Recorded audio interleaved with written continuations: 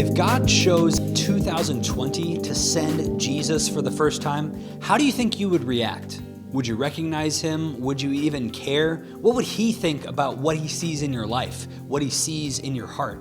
If you've been with us, we've been looking in the book of Matthew, and this week you're going to be looking at chapters 20 through 24. And right now we're nearing the end of Jesus' earthly ministry, and he's changing his message from come and see what I'm about to go and tell what I'm about. And he's telling his disciples that he has to go and die. But before he dies, we have a clear picture of the people who killed him, because unfortunately, they're his own people. They're the religious people. They're the Jewish people at the time. They're the people that desperately hold on to their religion, thinking that it saves them. And chapter 21 shows them for what they are, which is hypocrites. And hypocrite comes from this Greek word that means mask. It's like what you would wear if you were putting on a play. And so the chapter begins with Jesus riding into Jerusalem on a donkey, being received as a king like he should be. But yet, a couple chapters later, and these people that were cheering him on are the same people that are plotting to kill him. So these hypocrites, they were putting on a mask, pretending like everything was okay because they had their religion. But Jesus knew their hearts.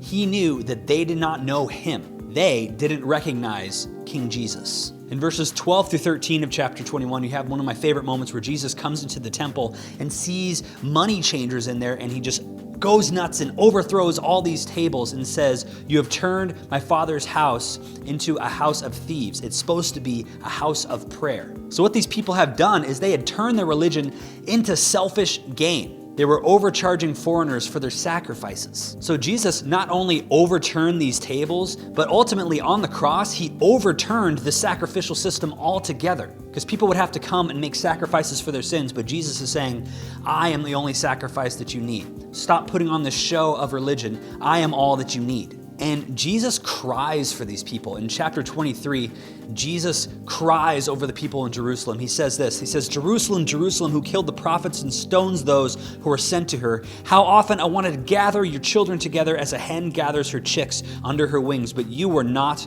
willing. See, your house is left to you desolate."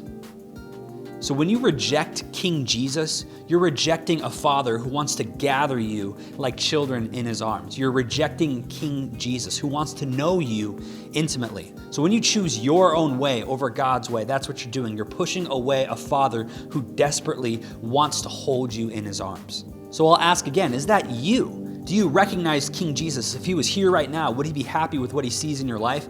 Would he be happy with what he sees in your heart? Because guess what? Jesus already knows what's in your heart. You need to know the real King Jesus, or else your life is going to be overturned, just like the money changers, just like the sacrificial system. Your life and everything in it ultimately will count for nothing in eternity. King Jesus wants to know you personally and gather you in his arms. So what is keeping you from doing that today?